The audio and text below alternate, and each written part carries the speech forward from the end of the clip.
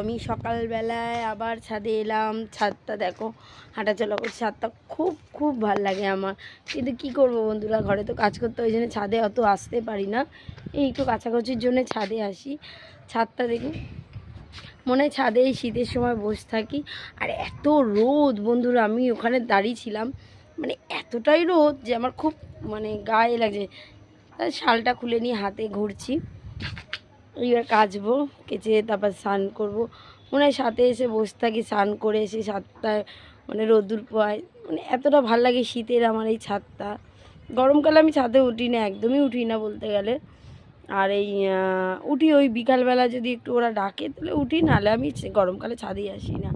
শীতকালটা আমার ছাদে খুব ভাল লাগে। ভাল লাগে বলতে এই কাচার জন্য আসি, তারপর আর আসা হয় না। কাঁচা না থাকলে আসা হয় না। আর চলো বন্ধুরা, আর সবাই কোথায় কোথায় ঘুরতে যাচ্ছ দিদিকে জানাও।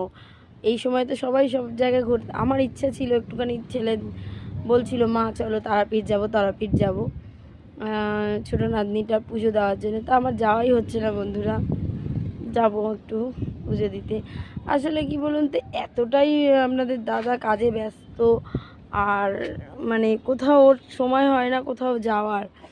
মানে যেতে গেলে ছুটি নিতে হবে, ছুটি তো সবসময় পাওয়া যায় না, মানে এরম অবস্থা। ইচ্ছা আছে যাব, গেলে তো তোমাদের শেয়ার করব বন্ধুরা। তাহলে চলো, বাই।